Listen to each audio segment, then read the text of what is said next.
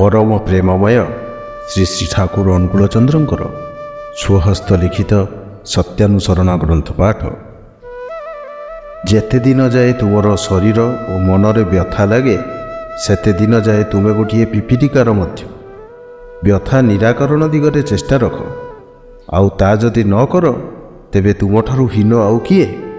तुम गालरे चापुड़ा मारिले जदि कहिपार किए काहाकू मारुची तेबे अन्यर बेलू मध्य कुह भल कथा।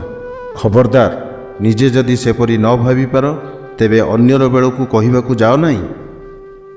जदि निजर कष्ट बेलू संसारी साज अन्य बेलू ब्रह्मज्ञानी साज नहीं, बरं निज दुख बेलू ब्रह्मज्ञानी साज आउ अन्य बेलू संसारी साज।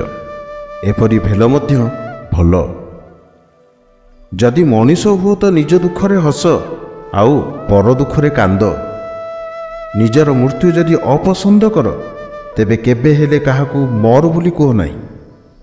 हस किंतु विद्रूपरे नुहे, कांद किंतु आसक्ति नुहे, भल पाइबारे प्रेमरे। कुह किंतु आत्मप्रशंसारे बा ख्याति विस्तार पाई नुहे। तुमर चरित्रर कौनसी उदाहरण रे जदि कहार मंगल हुए तेबे ता निकटरे ताहा गोपन रख नहीं।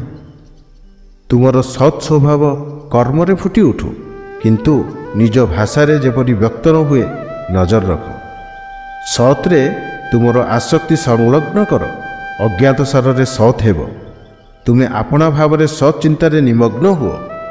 तुम अनुजाई भाव आपणा छाए फुटी उठिब।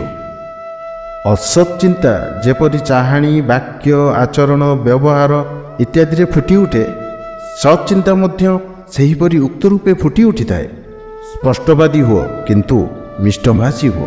कहिबा आगरु विवेचना कर किंतु कही विमुख हुओ नहीं। जदि भूल कही थाओ सावधान हुओ, भूल करो नहीं।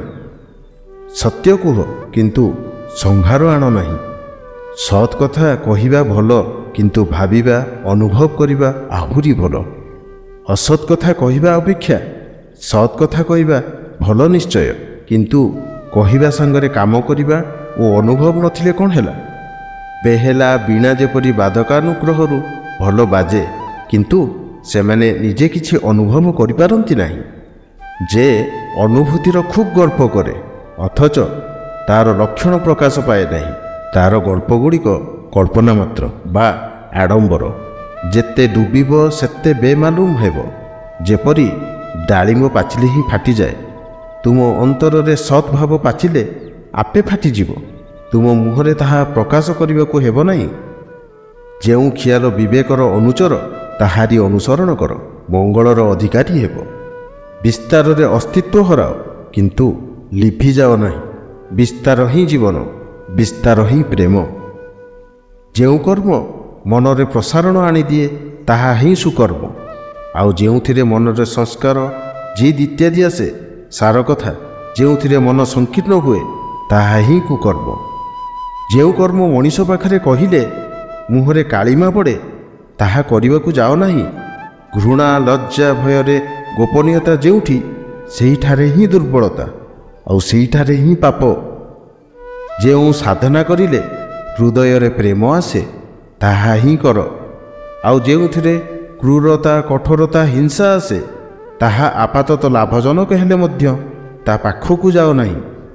तुमे जदि एपरि शक्ति लाभ करिथाओ जहा द्वारा सूर्य चंद्र कक्षच्युत करिपार, पृथ्वी भांगी टुकुरा टुकुरा करिपार बा समस्तंकु ऐश्वर्यशाली करि देइपार, किंतु जदि हृदय रे प्रेम न थाए तेबे तुमर किछि भी हुई नहीं। गोटाए चाहिबाकू जाई 10टी चाहि बस नहीं। गोटिकर जेपरि चरम हुए ताहा ही कर, सबुगुड़िक ही पाइब। जीवन को जेउ भावरे बलि देव निश्चय सेहीपरि जीवन लाभ करिब। जे केही प्रेम पाई जीवन दान करे से प्रेमर जीवन लाभ करे। उद्देश्य रे अनुप्राणित हुओ आउ प्रशांत चित्तरे समस्त सह्य कर, तेबे जाई तुमर उद्देश्य सफल हेब। हृदय दियो केबे हेले हटि जीवाकू हेब नाही। निर्भर कर केबे हेले भय पाइब नाही। विश्वास कर अंतरर अधिकारी हेब। साहस दियो किंतु शंका जगाई न देबाकू चेष्टा कर। धैर्य धर विपद कटिଯିव। ଅହଙ୍କାର କର ନାହିଁ। ଜଗତରେ ହୀନ ହୋଇ ରହିବାକୁ ପଡ଼ିବ ନାହିଁ। କେହି ତୁମକୁ ଦୋଷୀ କରିବା ପୂର୍ବରୁ କାତର ଭାବରେ ନିଜର ଦୋଷ ସ୍ୱୀକାର କର। ମୁକ୍ତ କଳଙ୍କ ହେବ। ଜଗତରେ ସ୍ନେହର ପାତ୍ର ହେବ। କେହି ତୁମକୁ ଦୋଷୀ କରିବା ପୂର୍ବରୁ କାତର ଭାବରେ ନିଜର ଦୋଷକୁ ସ୍ୱୀକାର କର। ମୁକ୍ତ କଳଙ୍କ ହେବ। ଜଗତର ସ୍ନେହର ପାତ୍ର ହେବ। ସଂଯତ ହୁଅ କିନ୍ତୁ ନିର୍ଭୀକ ହୁଅ। ସରଳ ହୁଅ କିନ୍ତୁ ବେକୁବ ହୁଅ ନାହିଁ। ବିନୀତ ହୁଅ, ତାହା ବୋଲି ଦୁର୍ବଳ ହୃଦୟ ହୁଅ ନାହିଁ। ନିଷ୍ଠା ରଖ କିନ୍ତୁ ନିଷ୍ଠାନ୍ଧ ହୁଅ ନାହିଁ।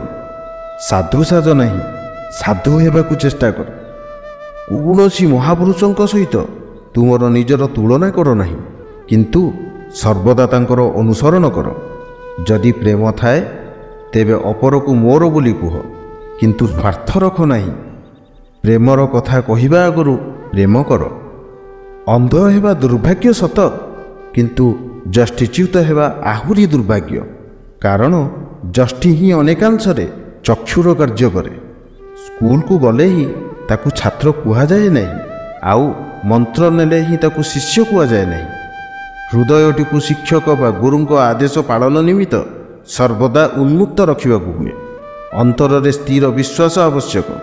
ସେ ଯାହା କହିଦେବେ ତାହା ହିଁ କରିବାକୁ ହେବ, ବିନା ଆପତ୍ତିରେ, ବିନା ଓଜରରେ, ବରଂ ପରମ ଆନନ୍ଦରେ। ଯେଉଁ ଛାତ୍ର ବା ଶିଷ୍ୟ ପ୍ରାଣପଣେ ଆନନ୍ଦର ସହିତ ଗୁରୁଙ୍କ ଆଦେଶ ପାଳନ କରିଛି, ସେ କଦାପି ବିଫଳ ହୋଇନାହିଁ। ଶିଷ୍ୟର କର୍ତ୍ତବ୍ୟ ପ୍ରାଣପଣେ ଗୁରୁଙ୍କ ଆଦେଶ କାର୍ଯ୍ୟରେ ପରିଣତ କରିବା, ଗୁରୁଙ୍କୁ ଲକ୍ଷ୍ୟ କରି ଚାଲିବା। ଯେତେବେଳେ ଦେଖିବ ଗୁରୁଙ୍କ ଆଦେଶରେ ଶିଷ୍ୟ ଆନନ୍ଦ ହୋଇଛି, ମୁଖ ପ୍ରଫୁଲ୍ଲ ହୋଇ ଉଠିଛି, ସେତେବେଳେ ବୁଝିବ ଯେ ତାର ହୃଦୟରେ ଶକ୍ତି ଆସିଛି। ଜୟ ଗୁରୁ।